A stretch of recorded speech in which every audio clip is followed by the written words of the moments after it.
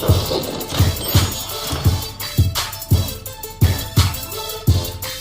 to The Jump. I am Rachel Nichols. We are stacked with basketball goodness today. Our Hall of Fame nominee, Tracy McGrady, is back with us. Congratulations, Tracy. NBA Insider Zach Lowe is back with us. Have you been nominated for anything recently? Nothing. Should we be? Nothing. No, that's it. All right. And the man who has scored more NBA points than any other human on the planet.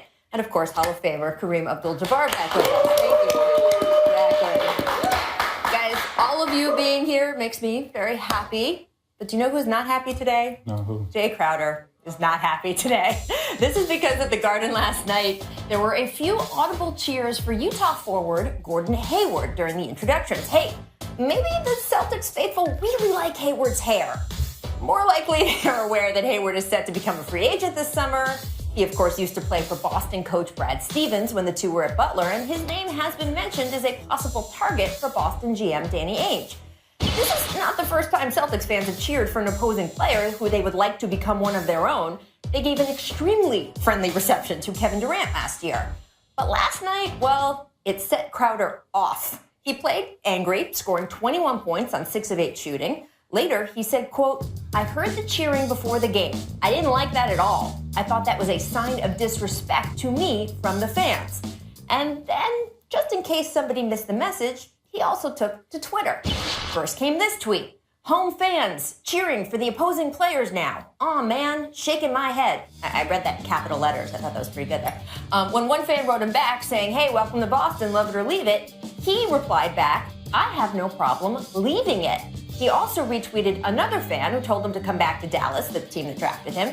And he also started following on Twitter the Orlando Magic, a team that's tried to trade for him in the past.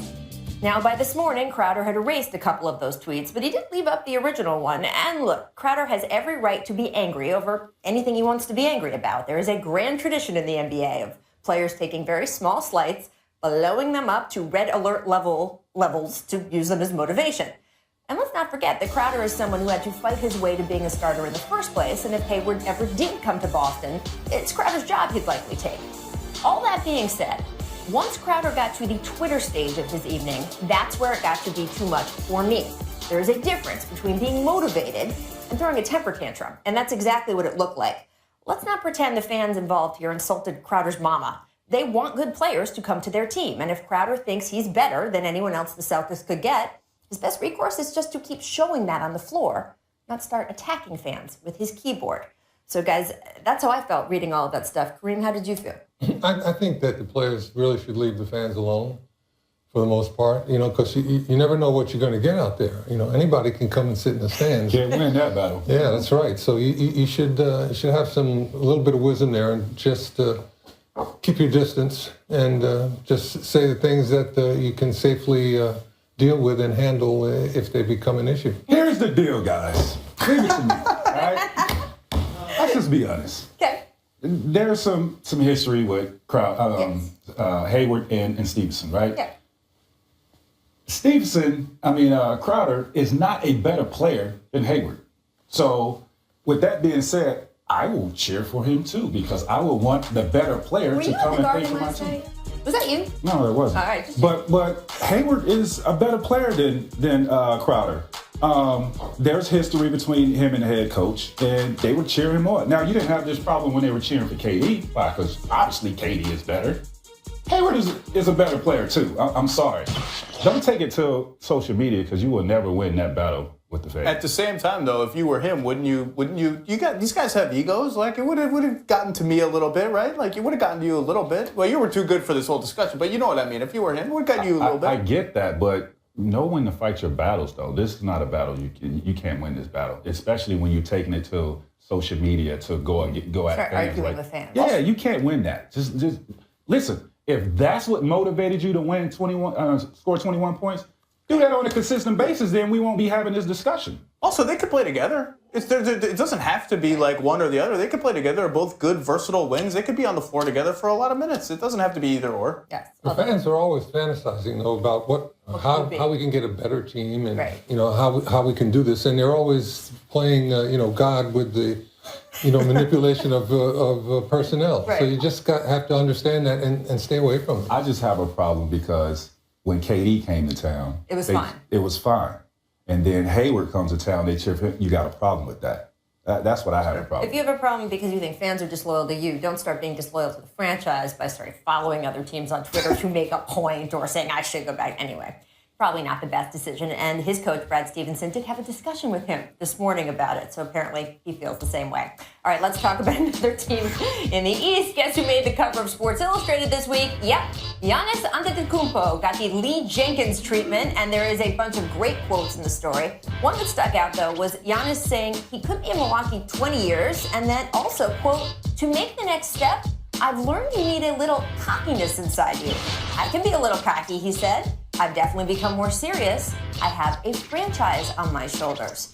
Tracy, how far do you think Giannis can carry the Bucks? Because we know, obviously, he is their franchise player right now. He's talking about 20 years. Is this a franchise-defining player? He is a franchise player, no doubt about that. This kid is next. I mean, he has unbelievable talent. He reminds me a little bit of KD and Westbrook a little bit, with his explosiveness, as Westbrook, and just his length and being able to maneuver like KD.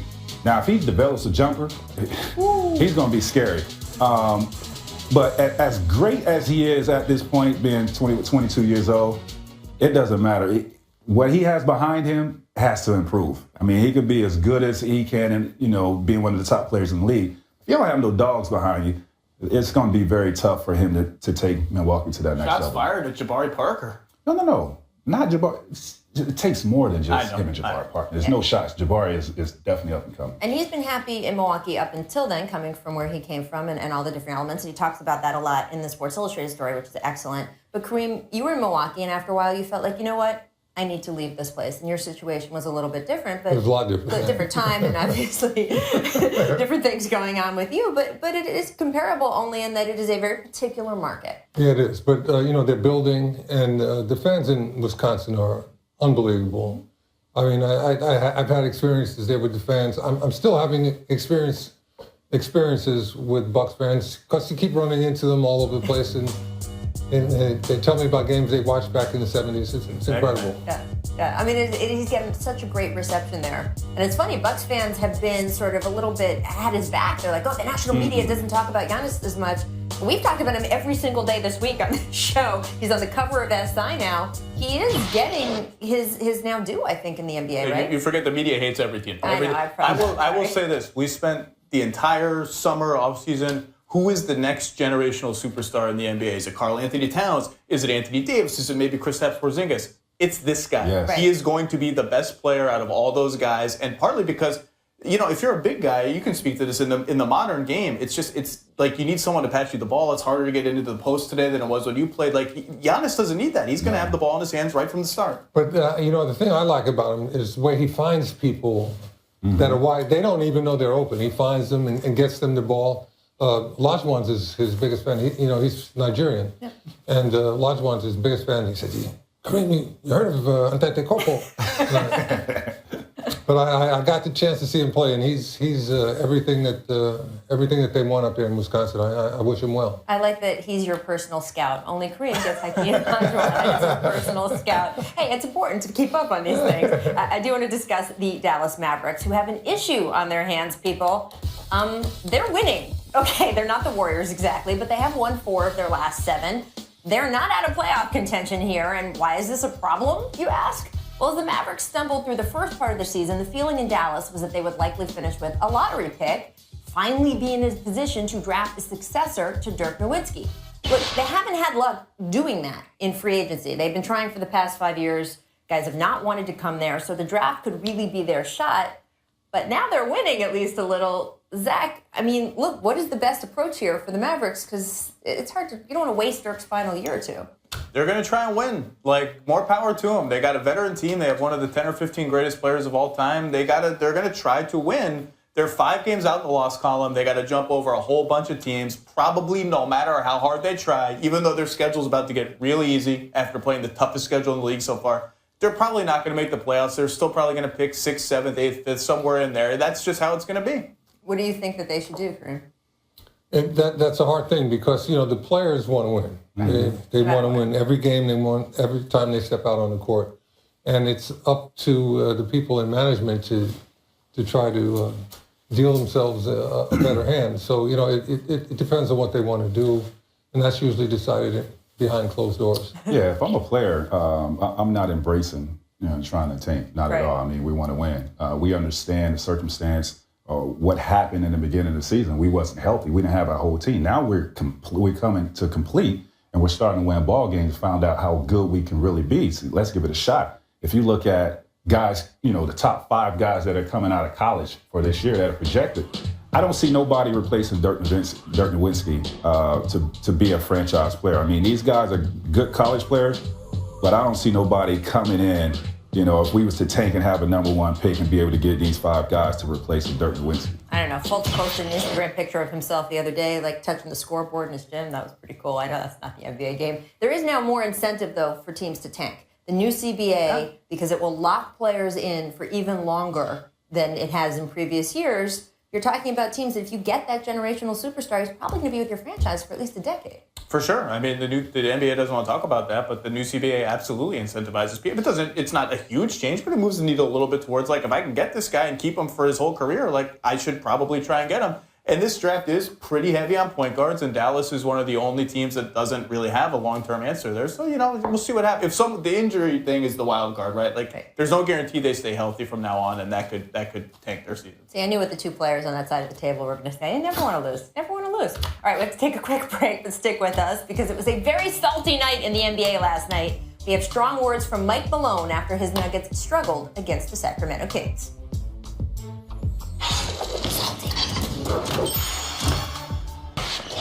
We have the worst defense in the NBA. That's the bottom line. It's embarrassing how we go out there and attempt to defend every night. And that's something that we have to try to fix as soon as possible because it's at an all-time low right now, and that is a huge concern of mine. We have the worst defense in the NBA. That was embarrassing. That was Mike Malone ripping the Nuggets D after last night's home loss to the Kings. And we are back with Kareem Abdul-Jabbar, Tracy McGrady, and Zach Lowe. I had to go out of order there because it's Kareem. So. You don't have to say my name compared to these guys. Right, just do the show. Tracy, what do you think? It's Kareem Abdul-Jabbar. It is. What do you think? You've been in the position of having a coach try to rip the team to motivate you. Does it actually work? No. Okay. It doesn't work. I mean, here's the deal. These guys that they have on their team are not guys that are defensive minded. This league is so bad defensively these days. I mean, these guys are all about offense.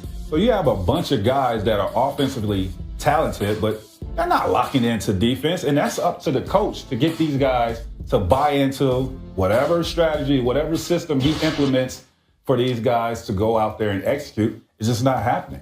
He's trying, I guess. I mean, this is one of his attempts. He's got to push other buttons. I don't know. He's going to have problems if he gets them to the point where they're feeling persecuted. Right. And he's asking them to do things that they can't do. If he wants them to do different things, he's going to have to show them what he wants them to do and then train them to do that if they haven't learned. Because as Tracy just said, so many guys, all they're thinking about is, how can I score the basketball? How can I score? And how can I score a three-pointer? And, everything else is superfluous, So guys that really embrace defense and, have that bit of fight and, sand in them, those are very valuable guys. Funny thing is, I was in Oakland to watch their game with the Warriors, and all they were doing that night, Denver was complaining about the schedule. They had to go back to Denver on a back-to-back. The Kings were already there, sleeping in their hotels in Denver. Right. Oh, we're going to get a schedule loss. And then they lose, and it's like, you stink at defense. Right. The players stink. Everyone stinks. We stink. That was the schedule. I also think Mike Malone justifiably has a little thing about the Kings. Yes, so clearly. I think that may have been sticking in his craw a little bit. To win. Yeah, I mean, he really wanted that one. This team has had defensive lapses over the years, and they've gone through that with several different coaches, right? So they also have a built-in home advantage playing at altitude. That's always worth. It's an intangible, and you go up there and you can't for the first 5 or 6 days. I know guys that played up there, and if they went on a long road trip, and like they went for a 10 or 12-day road trip, they come back, they couldn't. Really? Yeah. That's amazing. Oh, it's tough. It's tough going up there. It is. It takes 4 or 5 days That's to what's acclimate. so surprising that, these guys don't play that well at home because they have a huge advantage over everybody that comes in there. Nobody can match. No. When they're good, a road back-to-back in Denver is like an automatic loss for the other team when the Nuggets are good. Yeah, we're not seeing that all the time, which is frustrating. Their coach, let's move on to Karl-Anthony Towns. Also salty, spoke very strongly after a loss last night. The Timberwolves lost to the Sixers on a buzzer-beating tip-in from Robert Covington. Exciting for Sixers fans. Not so much for Towns. He had 23 points, 15 boards, and 5 assists, but clearly not happy. The Wolves had to fight their way back from a 26-point deficit just to get to that tip-in, and we'll take a listen.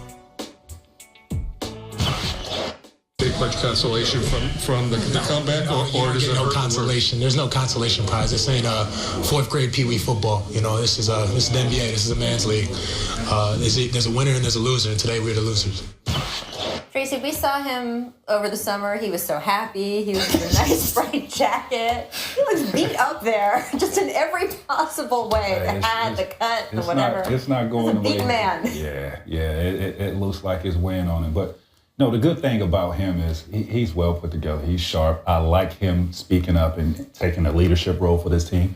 They're lacking veteran leadership. That's what this is all about with this group. I mean, they have some of the best talent, young talent in this league. You have 3 guys, 21, 22 years old, averaging 20 points. Outrageous. It's about leadership, preparing for yourself, staying the course, and being precise when you're out there on the basketball court.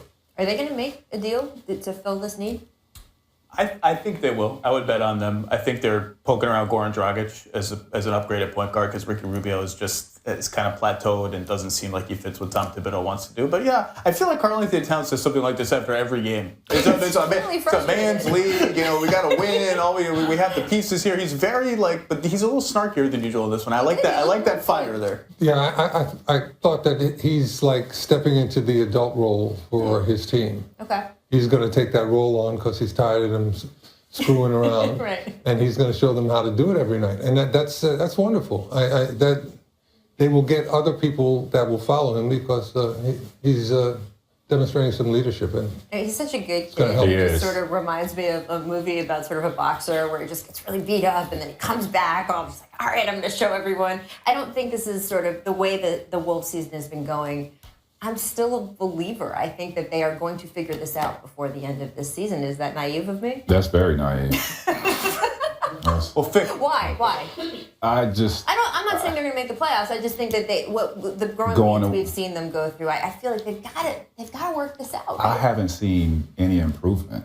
Really? Yeah, I haven't seen any improvement, and I don't think so. I just don't think it's registering with these guys. NBA defense is really hard, and they stink at it. And they're really young players, and the way the ball moves around the floor now, side to side, you got to stay connected. Yeah. And that's the hardest thing for young guys to learn. the people in the front office are the ones that really have to get wise. Right. Because they are the ones that pick the talent. And they have to understand the maturity level and just the talent level. If they keep picking guys that can't play defense, You need that. they're limiting themselves. Well, the guy picking the talent now is also the coach, who's also supposed to be a defensive genius. So we'll have to see where that goes. Let's see Trade how- deadline approaches. All right, we got to take a quick break. But first, here's our distant replay from this date in 2002. I think I was at this game. This is a Wizards Jordan alert. Here comes Chicago. Oh, give me that. 2 hands. Yep, you do it. Give me that. Come on, Ron Mercer. Oh, None of that, please. Comes out of nowhere, gets a run, give me that. just flies, catches it with both hands, pins it on the board, and brings it down. That is a Ty Lue, the young I Ty know, Lue likes it. A little happy Ty Lue. Yeah. Please help enlighten us. We were talking about Bill Russell. That's allowed. That's fine. We're going to let that go. This is time for our Make or Miss, though, with our all-star panel today. So make pop culture from Bill Russell to the Spurs Coyote. This is a downgrade if I ever heard one. Ah, that's so He was mocking disrespectful. Mariah Carey. New Year's Eve, Tracy. did you I'm get rolling that with from Mariah. They tried to sabotage my girl. Right? I'm rolling with Mariah. Wow. Wow. No, that was Earpiece wasn't working. She was giving an interview. She said she couldn't hear.